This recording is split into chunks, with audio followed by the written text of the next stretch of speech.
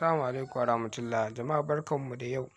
To yau bidiyon da zamu yi bidiyo ne akan yadda mutum zai buɗe Vtu website nashi na kanshi wanda zai na sayar da data a ciki. To kamar yadda kuke gani yau zamu yi tutorial ne akan yadda mutum zai buɗe Vtu website.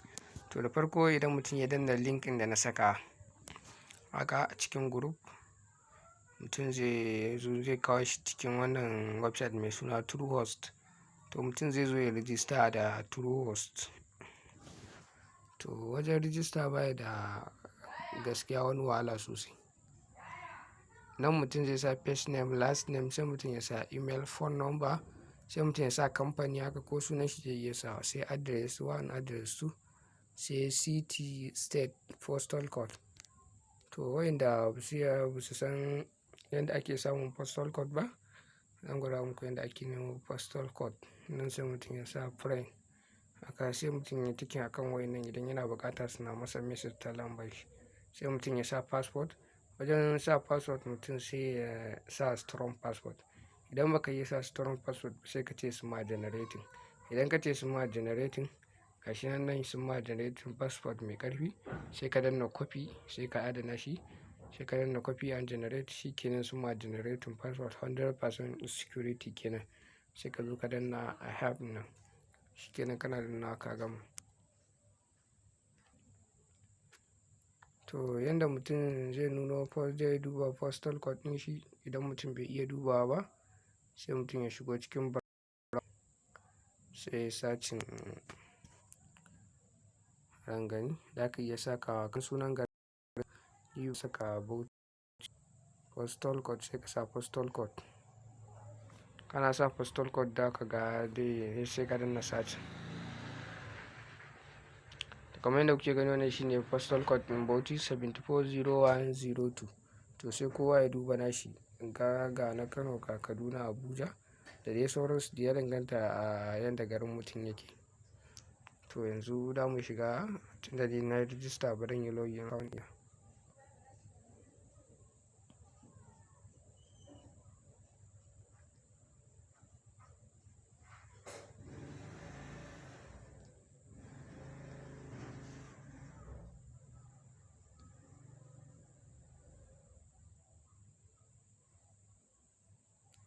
Wato bari in yi login.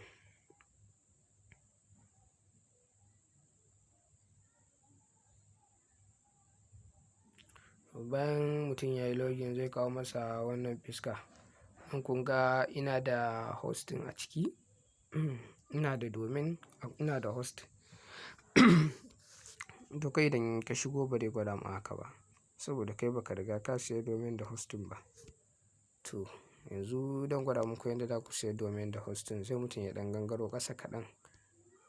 Ga wajen da aka saka register, ga wajen da aka sa register nan, register a new domain. Yawwa sannan indai rijistan ka na farko kenan, siyan domain ɗinka na farko kenan, indai har da ka siya da hosting, za su baka kyautan domain na tsawon shekara ɗaya. Domain name wanda idan za ka ƙara siya wata shekara in za ka yi updating ɗin shi sai ka biya kuɗin na wata shekara. Amma na wannan shekarar indai za ka siya hosting to free ne domain ɗin shi.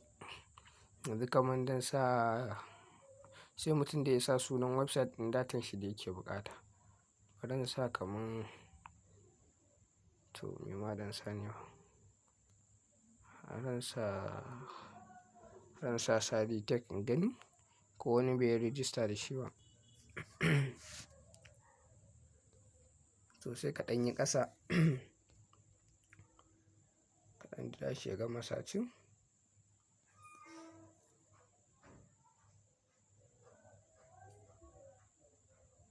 Yawwa to idan ya gama searching kamar yadda kuke gani, wannan wani yana amfani da SADI Tech ɗin nan.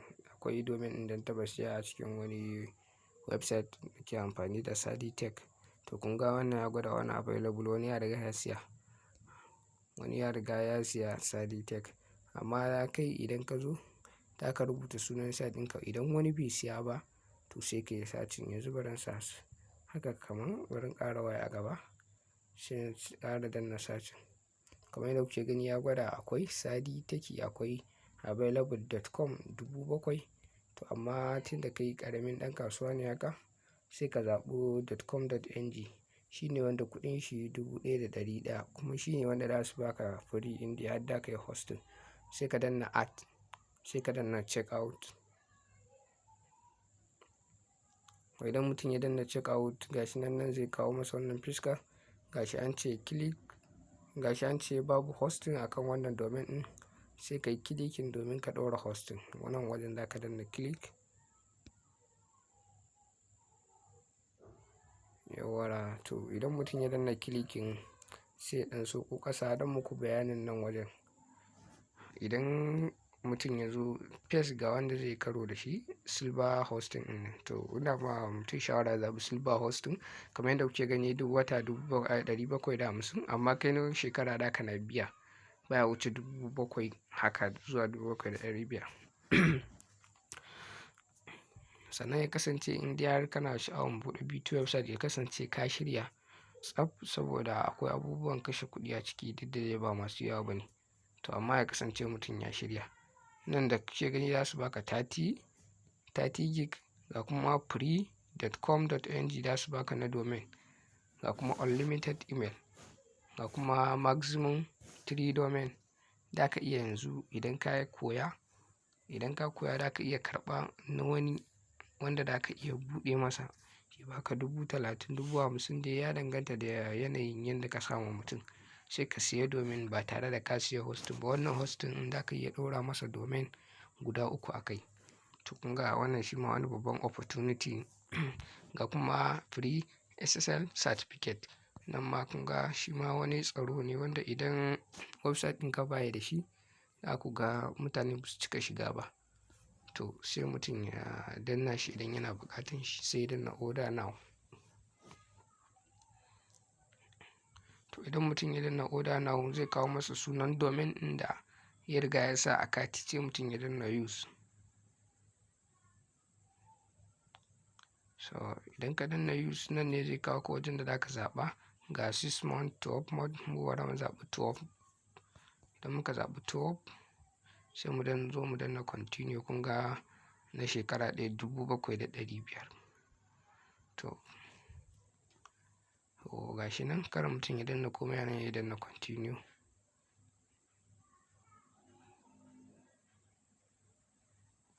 Idan ka danna continue, za ka zo ga bayanan ka nan, sai ka ƙara danna check now. Idan ka danna check now, sai ka zo ka zaɓa yanda za ka yi payment. Nan ga nan address ɗinka ga komai. Idan za ka yi payment, sai ka yi ticking a na biyun nan. Shi ne wanda zai baka damar da za ka biya ta paystack, saboda ya fi daɗin payment. Sai ka danna I have nan, sai ka danna complete order.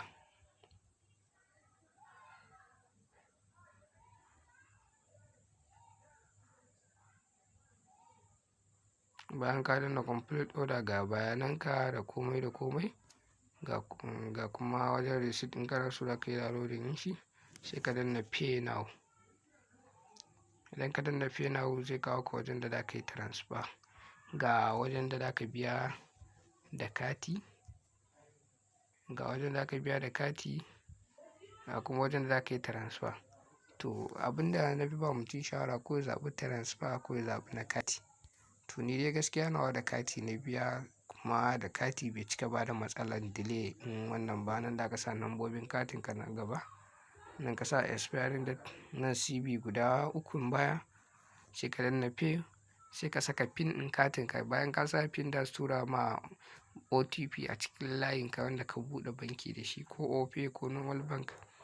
Da su ce ma da a cire ma kuɗi kaza 7,500. Idan ka amince, sai ka saka wannan pin ɗin a wajen. Daga zaran ka sa, shi kenan su kuma za su karɓi payment ɗinka. Idan ka dawo daga domain da hosting ɗinka yana pending, kaɗan ba shi awa 1, awa 2 zuwa 24 hours, zai approve, zai yi komai da komai.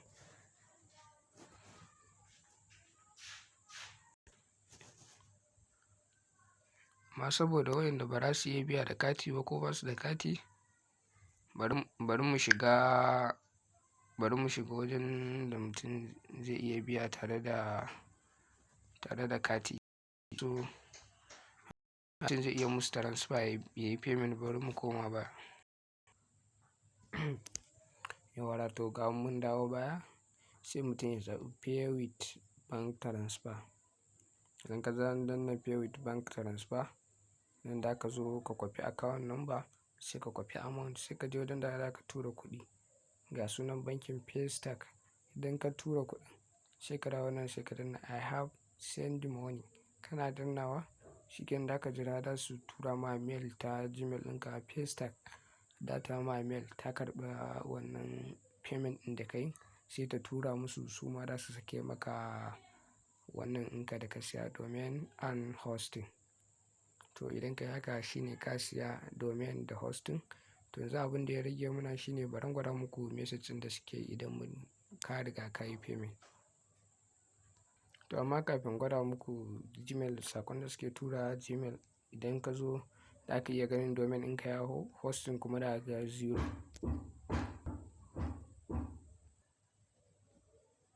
To idan ka ga service ɗinka bai hau ba, ka danna kanshi. Idan ka danna kanshi ya zai wuce, da ka gan shi yana pending. To idan ka jira shi ka ba shi wasu awanni zai hau. Kamar yadda kuka ganawa yana active. To kamar yadda kuka gana ƙasan yana pending, haka da ku gana kun yi payment. Kun ganawa yana active.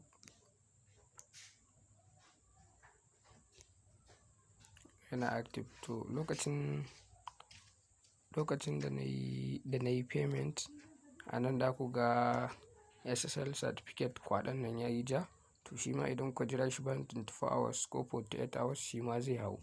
To alamun website ɗinku ya hau online kenan, ko yana jira ku ɗora masa script ku yi komai.